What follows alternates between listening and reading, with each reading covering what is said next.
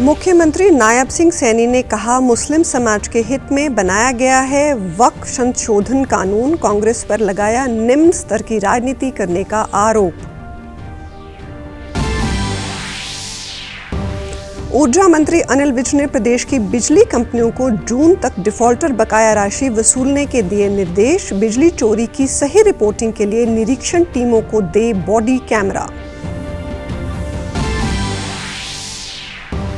प्रदेश सरकार स्कूलों में बच्चों को सिखाएगी योग। 857 योग सहायकों की होगी नियुक्ति। नारायणगढ़ में प्रदेश का पहला योग शिक्षा और स्वास्थ्य महाविद्यालय बनाने का लिया फैसला।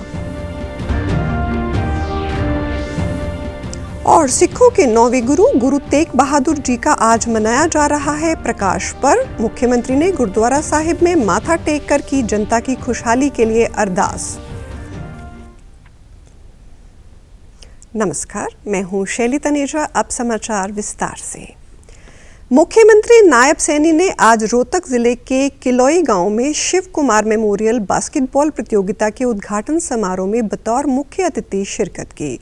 यहां पहुंचने पर उनका अनोखे अंदाज में स्वागत किया गया। किलोई गांव की मातृशक्ति ने 101 घरों से दूध इकट्ठा कर एक बाल्टी में भरकर मुख्यमंत्री को पिलाया। मुख्यमंत्री ने बाल्टी को थामकर ग्रामीणों के स्नेह को स्वीकार करते हुए दूध पिया। इस दौरान उन्होंने अपने सोशल मीडिया प्लेटफॉर्म पर पोस्ट कर लिखा कि वो इस दूध का कर्ज सारी उम्र लोगों की सेवा कर चुकाएंगे। वहीं समारोह के दौरान मुख्यमंत्री ने प्रदेश सरकार की ओर से खेल और खिलाड़ियों के हित में उठाए गए कदमों की जानकारी दी। उन्होंने कहा कि राज्य सरकार ने खेल गतिविधियों को बढ़ावा देने के लिए अनेक योजनाएं लागू की हैं। हरियाणा में उत्कृष्ट खिलाड़ियों के लिए सुरक्षित रोजगार सुनिश्चित करने के लिए 550 नए पद सृजित किए गए हैं। साथ ही 593 करोड़ रुपए के नगद पुरस्कार भी दिए गए हैं। उन्होंने बताया कि वर्ष 2014 से लेकर अब तक 29,000 खिलाड़ियों को 53 करोड़ 45 लाख रुपए की छात्रवृत्ति प्रदान की जा रही है। उन्होंने कहा कि मानव जीवन में खेल भाईचारे की भावना को बढ़ाने में कारगर साबित होता है। हरियाणा शुरुआत से ही किसानों और खिलाड़ियों की भूमि रही है। खेल के क्षेत्र में हरियाणा के खिलाड़ियों ने अंतर्राष्ट्रीय स्तर पर भारत का नाम रोशन किया है। खेलों की शक्ति केवल पदक और नौकरियों तक सीमित नहीं रहती, बल्कि कठिन परिस्थितियों में मुस्कुराना भी सिखाती है। 224 खिलाड़ियों को सरकारी नौकरी दी है। खिलाड़ियों के लिए क्लास 1 और क्लास 3 तक के पदों की सीधी भर्ती में आरक्षण का प्रावधान भी हमने किया है। मुझे ये बताते हुए गर्व की अनुभूति हो रही है कि हरियाणा देश का पहला राज्य है जो पदक जीतने वाले खिलाड़ियों को सबसे अधिक नगद पुरस्कार देता है।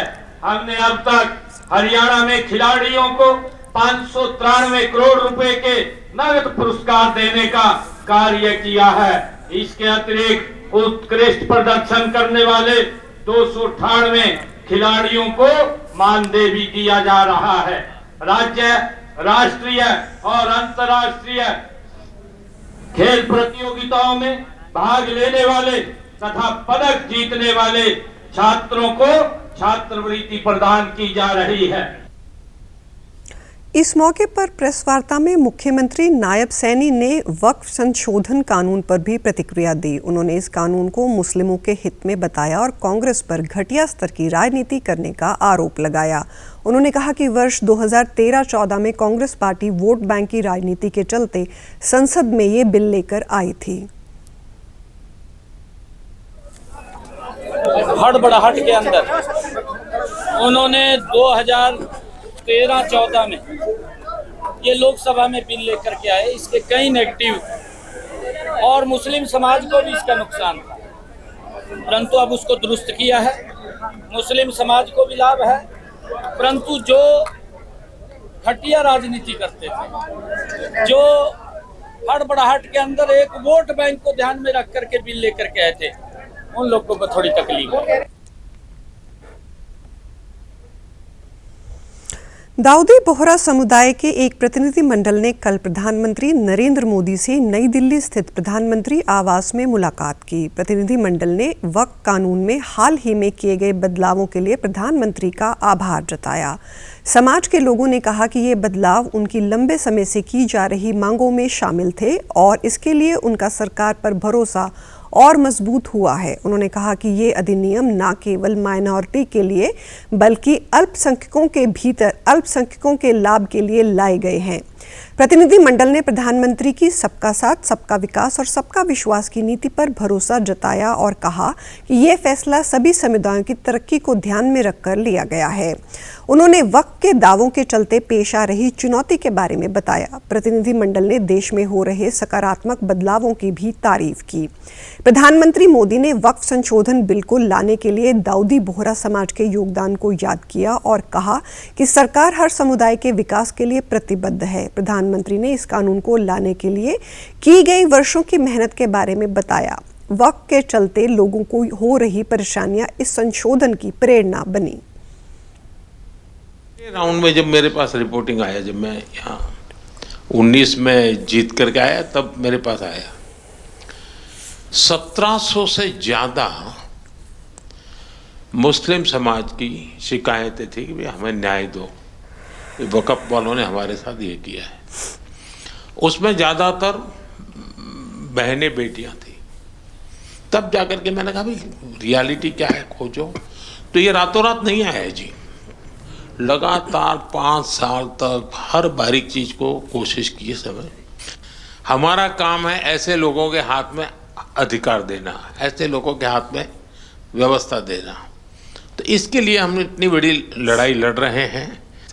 वीडो जो है, महिलाएं हैं, उनके साथ बहुत नाइंसाफी हो रही है जी। हमारी कोशिश है कि उनको कोई न्याय मिले। कैबिनेट मंत्री अनिल विज ने ऊर्जा क्षेत्र में बुनियादी परिवर्तन करने के साथ ही नई बुलंदियों को छूने के लिए राज्य की बिजली कंपनियों को नए मंत्र देते हुए अहम दिशा निर्देश दिए हैं। इसके तहत प्रदेश के नागरिकों को निर्बाध और पूरी वोल्टेज वाली बिजली 24 घंटे उपलब्ध होगी। वो कल चंडीगढ़ में बिजली विभाग के वरिष्ठ अधिकारियों के साथ समीक्षा बैठक कर रहे थे। इस दौरान उन्होंने बताया कि बिजली भुगतान और बिजली चोरी के मामलों की लंबित स्थिति देखने के लिए एक ऑनलाइन पोर्टल विकसित किया जाएगा। भुगतान के लिए एसएमएस का विकल्प भी दिया जाएगा। इसी प्रकार उन्होंने बताया कि ग्रामीण क्षेत्रों में समय पर बिजली का बिल जमा करने के लिए जल्द ही जागरूकता अभियान चलाया जाएगा। UHBVN और DHBVN द्वारा गलत बिल बनाए गए करीब 58,000 बिजली के बिलों को अगले 1 महीने में ठीक किया जाएगा। इन बिजली कंपनियों में 2038 करोड़ रुपए के अधिक की डिफॉल्टर बकाया राशि है, जिसे वसूलने के लिए अधिकारियों को लक्ष्य दिए गए हैं।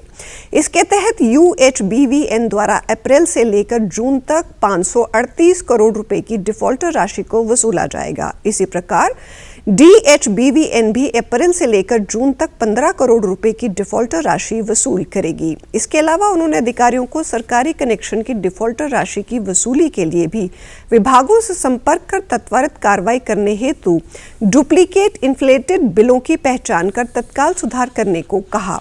ऊर्जा मंत्री ने अधिकारियों को निर्देश दिए कि एक ही जगह में रहने वाले डिफॉल्टर उपभोक्ताओं को ट्रेस किया जाए, जिन्होंने अन्य सब डिवीजन के अंतर्गत नया कनेक्शन ले लिया है।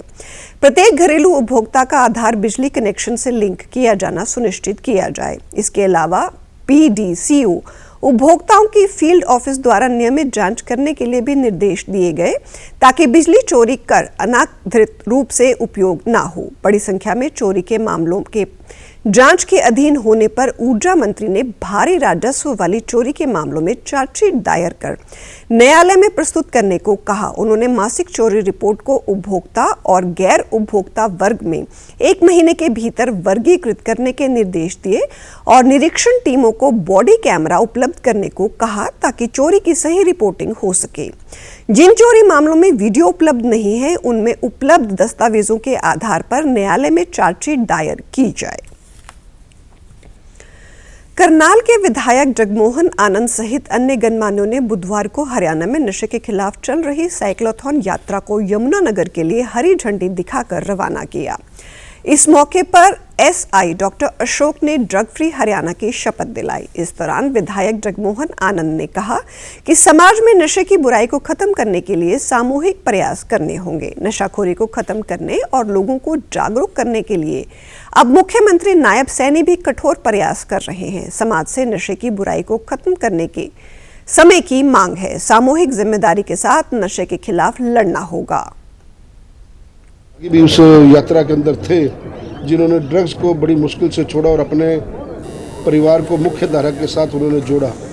पूरे हरियाणा का भ्रमण कर करके एक जागरूकता का संदेश देने का एक सार्थक प्रयास है कि ड्रग्स फ्री हरियाणा हो। हमें नशे मुक्त, ना नशा करना, ना नशे करने वाले को करने देना, सहयोग करना। और किसी को किस प्रकार की दिक्कत है तो पुलिस प्रशासन से सहयोग कर करके इस नशे को हरियाणा से बाहर भगाना। लेकिन अच्छा है, एक सरकार का एक सार्थक प्रयास है और जनहित के साथ लेकर के अगर कोई मुहिम चलाई जाती है तो उसके एक पॉजिटिव रिस्पांस मिलता है। करनाल के मेयर रेणु बाला ने कहा कि कई जिलों से होती हुई यात्रा वीरवार को करनाल पहुंची है। यात्रा के सार्थक परिणाम सामने आए हैं। अनेक युवा नशे को अलविदा कर समाज की मुख्य धारा से जुड़ चुके हैं। मुझे भरोसा है कि भविष्य में भी नशे के आदी युवा नशाखोरी को छोड़कर ड्रग फ्री हरियाणा बनाने में सहयोग करेंगे। हरियाणा सरकार की तरफ से माननीय मुख्यमंत्री श्री नायब सिंह सैनी जी की अध्यक्षता में किया जा रहा है, जिसमें पूरे हरियाणा को ड्रग फ्री बनाने के लिए ये साइक्लोथॉन निकाली जा रही है। और आप देख रहे हैं कि इसका नतीजा समय समय पर कहीं ना कहीं निकलता है। ये संदेश इस यात्रा के माध्यम से सभी हमारे साइकिलिस्ट योद्धा और पूरे प्रदेश में जा रहे हैं। मैं सबको बहुत शुभकामनाएं। हमारे हरियाणा की जिस तरह से परंपरा है, एक वादा, एक अपने आप से संकल्प कि हमें ये काम नहीं करना है, हमें नशा नहीं करना है, ये मुहिम चलाई जा रही है। यात्रा में भाग लेने वाले प्रतिभागियों ने कहा कि नशे के खिलाफ निकाली जा रही इस यात्रा से हम लोगों को जागरूक कर रहे हैं और इसे एक सामाजिक आंदोलन बनाने का प्रयास कर रहे हैं। इसके लिए लोटा नामक अभियान भी चलाया गया है। उन्होंने कहा कि जब तक हम अपने मन में संकल्प नहीं लेंगे तब तक हम नशे की बुराई को दूर नहीं कर सकते। इस मौके पर खुद नशा त्याग कर दूसरों को भी जागरूक करने वाले 2 युवाओं चंदर और रमन को सम्मानित भी किया गया। साइक्लोथॉन यात्रा में 122 प्रतिभागी शिरकत कर रहे हैं। यात्रा को हरी झंडी दिखाने से पहले लोगों को नशे के खिलाफ शपथ भी दिलाई गई। युवा वर्ग के लिए, क्योंकि आज की युवा पीढ़ी नशे की तरफ बहुत ज़्यादा भाग रही है, इससे सारे परिवार बर्बाद हो रहे हैं। इसमें हर तरह की हानि है, शरीर की भी हानि है, परिवार की भी हानि है, घर में क्लेश रहता है, परिवार खराब हो रहे हैं। तो एक अच्छा संदेश है, ये सरकार ने एक बहुत बढ़िया मुहिम चलाई है और इसमें हम भाग ले रहे हैं। बहुत अच्छी खुशी है हमें। आह्वान करते हैं कि और भी समाज के लोग इससे जुड़े तो और अच्छा रहेगा। संदेश यही है कि नशा छोड़ो, आगे बढ़ो। अगर कोई छोड़ना चाहता है तो वो हमसे संपर्क करे। जब तक समाज आगे नहीं आएगा, जब तक कोई कुछ नहीं हो सकता। हम अंदर कर सकते हैं, रोक सकते हैं, बंद कर सकते हैं, प्रॉपर्टी सीज कर सकते हैं, डिमोलिश कर सकते हैं, लेकिन समाज जब तक जागृत नहीं होगा, जब तक नशा नहीं रुकेगा। हरियाणा की नायब सरकार प्रदेश में योग को बढ़ावा देने जा रही है। प्रदेश के सरकारी स्कूलों में विद्यार्थियों को योग सिखाया जाएगा। हरियाणा योग आयोग की इस मुहिम के पहले चरण के तहत प्रदेश के सभी पीएम श्री सांस्कृतिक मॉडल और क्लस्टर स्कूलों में योग सिखाया जाएगा। इसके लिए 857 योग सहायकों की नियुक्ति होगी। यही नहीं, प्रदेश में योग व्यायामशालाओं को ठीक करने के लिए 8 करोड़ रुपए भी मंजूर किए गए हैं। प्रदेश सरकार ने नारायणगढ़ के आसपास प्रदेश का पहला राजकीय योग शिक्षा और स्वास्थ्य महाविद्यालय स्थापित करने का निर्णय लिया है। इसके लिए जमीन चिन्हित की जा रही है। मुख्यमंत्री नायब सिंह सैनी की ओर से भी इन प्रस्तावों को मंजूरी दी जा चुकी है। योग आयोग के चेयरमैन डॉक्टर जयदीप आर्य व सदस्यों ने मुख्यमंत्री सैनी से मुलाकात कर इस बारे में चर्चा की। इसके बाद आयुष विभाग के अतिरिक्त मुख्य सचिव सुधीर राजपाल की अध्यक्षता में हुई बैठक में इन्हें स्वीकृति दी। बैठक में तय किया गया कि प्रदेश में एक अंतर्राष्ट्रीय ध्यान केंद्र स्थापित होगा। अंतर्राष्ट्रीय योग दिवस से 75 दिन पूर्व प्रदेश के सभी जिलों में 4 दिवसीय योग शिविर शुरू हो चुके हैं और 27 मई को राज्य स्तरीय कार्यक्रम आयोजित किया जाएगा। इसमें 2000 आयुष योग सहायक, आयुष विभाग के अधिकारी तथा योग संस्थाओं के प्रतिनिधि सूर्य नमस्कार अभियान में भाग लेंगे। सिखों के 9वें गुरु गुरु तेग बहादुर जी का आज प्रकाश पर्व है। उनका जन्म 1621 में अमृतसर में हुआ था। वो छठे गुरु गुरु हरगोबिंद साहिब जी के सबसे छोटे पुत्र थे। एक निर्भीक योद्धा के साथ ही वो आध्यात्मिक विद्वान और कवि भी थे। उनके प्रकाश पर्व पर पंजाब में शबद कीर्तन का आयोजन किया जा रहा है। बड़ी संख्या में श्रद्धालु गुरुद्वारों में माथा टेक रहे हैं और पवित्र गुरबानी सुनने के लिए पहुंच रहे हैं। प्रधानमंत्री नरेंद्र मोदी ने आज 9वें सिख गुरु गुरु तेग बहादुर को उनके प्रकाश पर्व पर श्रद्धांजलि अर्पित की।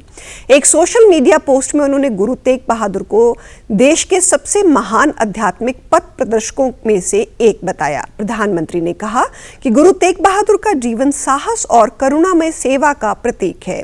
गुरु तेग बहादुर अन्याय के खिलाफ अपनी लड़ाई में अडिग थे। प्रधानमंत्री ने यह भी आशा व्यक्त की कि गुरु साहिब की शिक्षाएं देश को उनके सपनों के समाज के निर्माण के लिए प्रेरित करती रहेंगी। गुरु तेग बहादुर साहिब के प्रकाश पर्व की गृह मंत्री अमित शाह ने भी बधाई दी है। उन्होंने अपने सोशल मीडिया प्लेटफॉर्म एक्स पर पोस्ट करते हुए कहा कि गुरु तेग बहादुर जी ने सिख धर्म के 9वें गुरु के रूप में अधर्म, अन्याय और अत्याचार के खिलाफ समाज को जागरूक कर सिख धर्म को स्वयं संस्कृति की रक्षा का पर्याय बनाया। आज उनके प्रकाश पर्व पर उनका समर्पण कर नमन करता हूँ। कट्टरपंथी आक्रांताओं के सामने संस्कृति और स्वाभिमान के लिए अडिग रहने वाले गुरु का बलिदान मानव समाज को अनंत काल तक सर्वधर्म की रक्षा के लिए प्रेरित करता रहेगा। मुख्यमंत्री नायब सिंह सैनी ने आज कुरुक्षेत्र के गांव बीड़ मथाना में गुरुद्वारा प्रबंधक कमेटी की तरफ से गुरु तेग बहादुर के प्रकाश पर्व पर गुरुद्वारा सिंह सभा में आयोजित कार्यक्रम में शिरकत की। यहां उन्होंने गुरु तेग बहादुर द्वार का उद्घाटन किया। इसके बाद गुरुद्वारा सिंह सभा में श्री गुरु ग्रंथ साहिब के सामने माथा टेक कर प्रदेशवासियों की खुशहाली के लिए अरदास की। इस मौके पर उन्होंने कहा कि गुरु तेग बहादुर महाराज ने धर्म और समाज की रक्षा के लिए अपना सब कुछ न्योछावर कर दिया। इस बलिदान और त्याग को हमेशा याद रखने की जरूरत है। उन्होंने प्रदेशवासियों को प्रकाश पर्व की बधाई देते हुए कहा कि पूरे विश्व में गुरु तेग बहादुर के प्रकाश पर्व पर धार्मिक कार्यक्रमों का आयोजन किया जा रहा है। आज हिंद की चादर श्री गुरु तेग बहादुर जी की शिक्षाओं और आदर्शों को अपने जीवन में धारण करने की जरूरत है। देशवासियों को लख लख बधाई देता है। ऐसे महापुरुष जिन्होंने देश धर्म की रक्षा के लिए अपना पूरा का पूरा परिवार कुर्बान किया। ऐसे जिनके इतना बड़ा त्याग पूरे परिवार का, दुनिया में इतना बड़ा त्याग देखने को नहीं मिलता। आज उनके प्रकाश पर्व की सभी को बहुत बहुत बधाई। फतेहाबाद के गुरुद्वारा श्री सिंह सभा में आज सिखों के 9वें गुरु श्री गुरु तेग बहादुर का प्रकाश पर्व श्रद्धा एवं उल्लास से मनाया गया। इस अवसर पर नगर कीर्तन सजाया गया, जिसमें भारी संख्या में संगत ने भाग लिया। वहीं जगह जगह मीठे पानी की छबील लगाई गई। इस मौके पर मुख्य ग्रंथी कृष्ण सिंह ने बताया कि गुरु तेग बहादुर को हिंद की चादर के नाम से जाना जाता है। उनका जीवन बलिदान, तपस्या, शांति और सेवा की मिसाल है। श्रद्धालुओं को आध्यात्मिक ऊर्जा और सच्ची प्रेरणा देने के उद्देश्य से गुरुद्वारों में कीर्तन, कथा, अखंड पाठ व लंगर लगाए जाते हैं। बड़े आदब, सत्कार, श्रद्धा भावना दे नाल मना रही हैं। उत्थे हरियाणा सिख गुरुद्वारा प्रबंधक कमेटी भी बड़े पद्धर ते धन गुरु तेग बहादुर साहब महाराज जी का प्रकाश उत्सव मना रही है। शहर दे विचों नगर कीर्तन गुरु तेग बहादुर साहब महाराज जी के प्रकाश उत्सव नूं मुख रखदिआं अज आरंभ होया है। वो नगर कीर्तन गुरुद्वारा साहब पुराना बाजार पहुँचण वाला है। उस नगर कीर्तन विच आईआं संगतां वास्ते हरियाणा सिख गुरुद्वारा प्रबंधक कमेटी वालों समुची संगत के सहयोग के नाल चाह पानी के लंगर तैयार किए गए हैं। वहीं श्रद्धालुओं ने कहा कि पूरे परिवार के साथ गुरुद्वारे में गुरु साहिब की वाणी को सुनने से मन को शांति और सुकून मिलता है। गुरुओं की शिक्षा आज भी समाज को नई दिशा देने वाली है। आज के समय में जब सामाजिक बुराइयां बढ़ रही हैं, गुरु साहिब की शिक्षाएं हमें सत्य, सहनशीलता और मानवता के मार्ग पर चलने की प्रेरणा देती हैं। ਅੱਜ ਵੀ ਕੁਰੈਤੀਆਂ ਫਿਲੀਆਂ ਹੋਈਆਂ ਨੇ, ਬੁਰਾਈਆਂ ਨੇ, ਉਹਨਾਂ ਨੂੰ ਖਤਮ ਕਰਨ ਵਾਸਤੇ ਸਾਸਨ ਊਚ ਨੀਚ, ਜਾਤ ਪਾਤ, ਚੰਗਾ ਮਾੜਾ, ਇਹਨਾਂ ਚੀਜ਼ਾਂ ਤੋਂ ਲੋਕਾਂ ਨੂੰ ਬਚਾਉਣ ਵਾਸਤੇ ਮਹਾਰਾਜ ਜੀ ਨੇ ਸਾਰੀ ਜ਼ਿੰਦਗੀ ਯਤਨਸ਼ੀਲ ਰਹੇ। ਉਹਨਾਂ ਨੇ ਧਰਮ ਦਾ ਪ੍ਰਚਾਰ ਕੀਤਾ। ਇਹ ਸਾਂਝਾ ਉਪਦੇਸ਼ ਹੈ ਸਾਰੇ ਧਰਮਾਂ ਲਈ ਸਾਧ ਸੰਗਤ। ਇਸ ਲਈ ਗੁਰੂ ਤੇਗ ਬਹਾਦਰ ਮਹਾਰਾਜ ਨੇ हिंदू धर्म की खातर अपना शीश का बलिदान दिता। अज सतगुरां दा प्रकाश दिहाड़ा है। सारियां संगतां नूं बहुत बहुत बधाइयां होण। और आज हम गुरुद्वारा में गए हैं, उनकी वाणी सुनी है, मन को बहुत शांति मिली है। उन्होंने हमें यही सिखाया है, त्याग और सच्चाई के मार्ग पर चलना।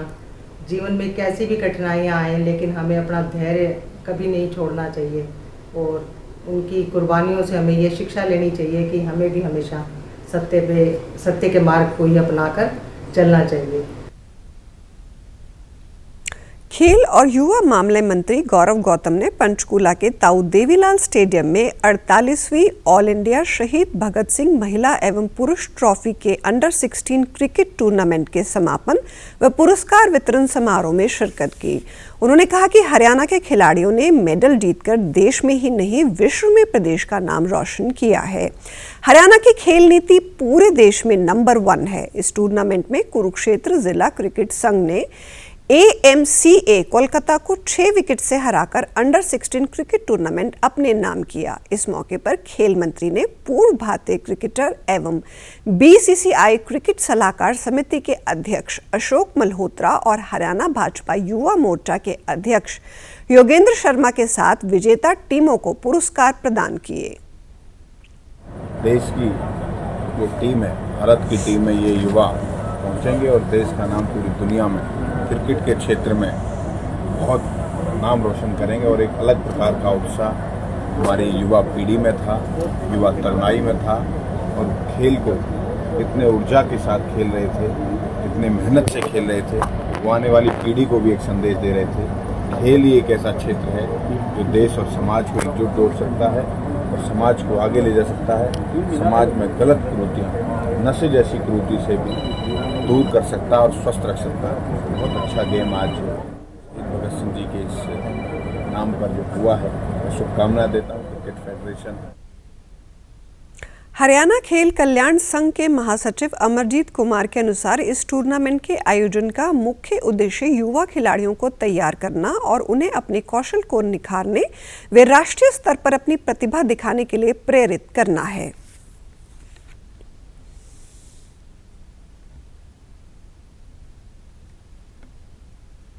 केंद्रीय सहकारिता राज्य मंत्री कृष्णपाल गुर्जर ने आज फरीदाबाद के बड़खल गांव में करीब 60 लाख रुपए से गलियों में इंटरलॉकिंग टाइलें और नालियों के निर्माण कार्य का बुजुर्गों से नारियल तुड़वाकर शुभारंभ किया। इस मौके पर उन्होंने कहा कि ट्रिपल इंजन की सरकार के कार्यकाल में बड़खल गांव के विकास में कोई कसर नहीं छोड़ी गई। केंद्र, राज्य और स्थानीय प्रशासन मिलकर गांव को आदर्श बनाने में जुटे हैं।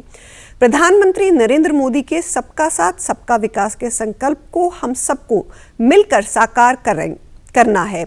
मंत्री ने कहा कि सरकार की सोच यही है कि भारत के अंतिम छोर पर बैठे व्यक्ति तक भी योजनाओं का लाभ बिना किसी रुकावट के पहुंचे। आने वाले दिनों में 1.5 करोड़ से ज्यादा के विकास कार्यों का शुभारंभ होगा, जो गांव के विकास में अहम योगदान देंगे।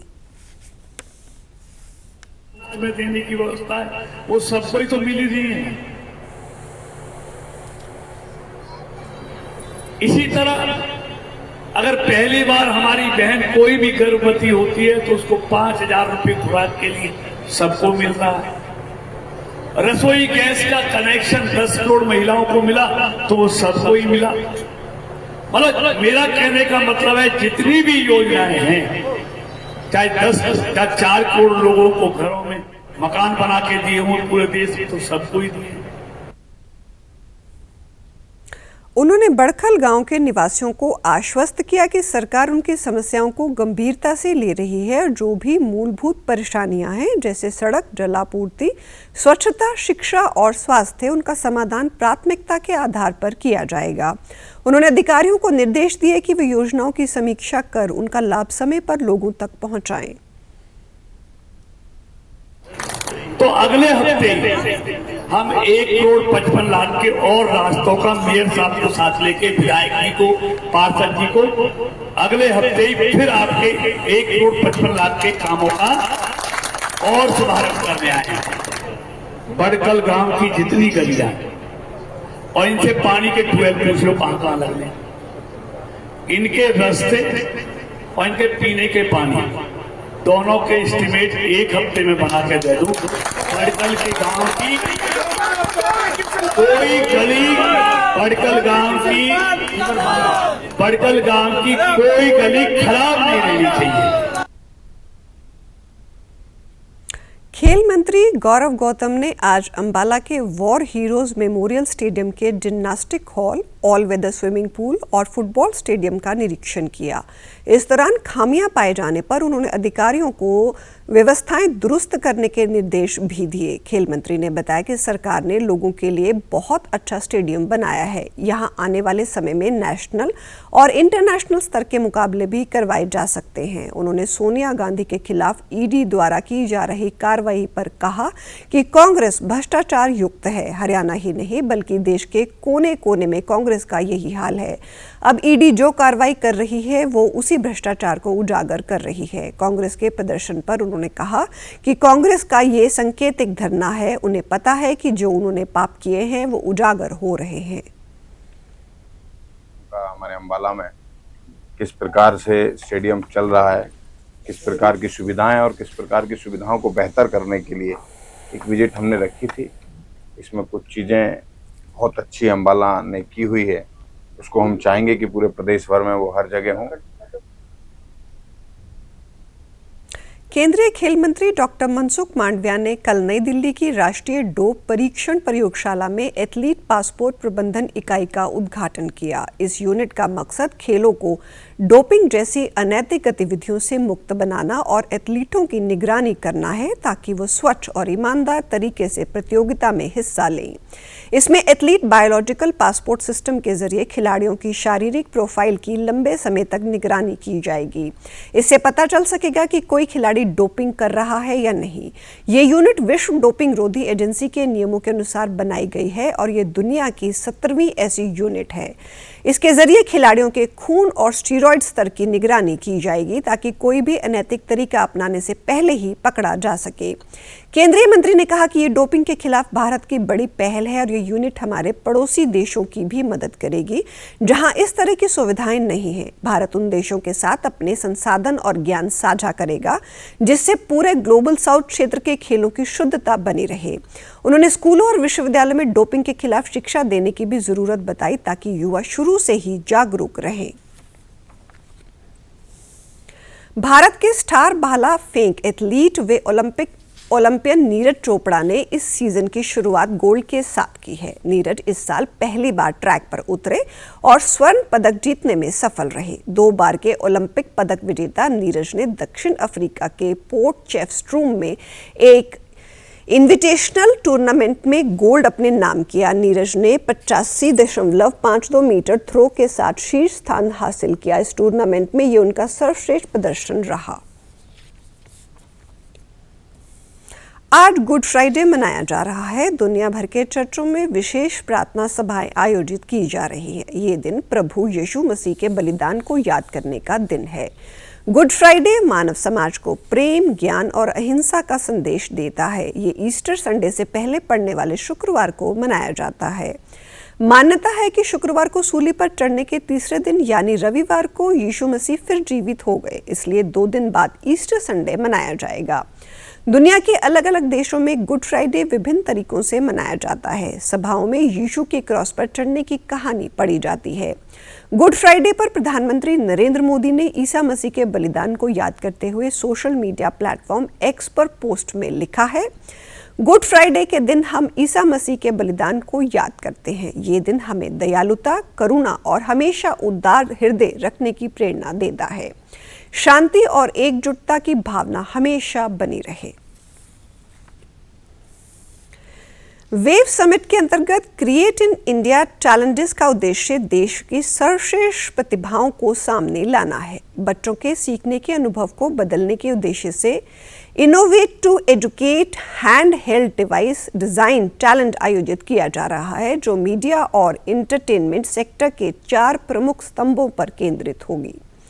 आइए देखते हैं हमारी ये खास रिपोर्ट। पर ध्यान केंद्रित करता है, जो कि ब्रॉडकास्टिंग और इंफोटेनमेंट, ABGCXR, डिजिटल मीडिया और नवाचार है। इस चैलेंज के शीर्ष 10 फाइनलिस्ट की हाल ही में घोषणा की गई और ये टीमें वेव्स 2025 के दौरान मुंबई में एक विशेष कार्यक्रम में अपने विचार प्रस्तुत करेगी। विजेताओं को ग्रैंड फिनाले में मंत्रालय द्वारा सम्मानित किया जाएगा। इनोवेट टू एजुकेट चैलेंज के नोडल अधिकारी आशुतोष मोहले ने कहा कि बच्चों और स्टार्टअप्स को भी अंतिम शिखर सम्मेलन में अपने डिवाइस प्रदर्शित करने का अवसर मिलेगा। समाचारों में आज इतना ही। नमस्कार।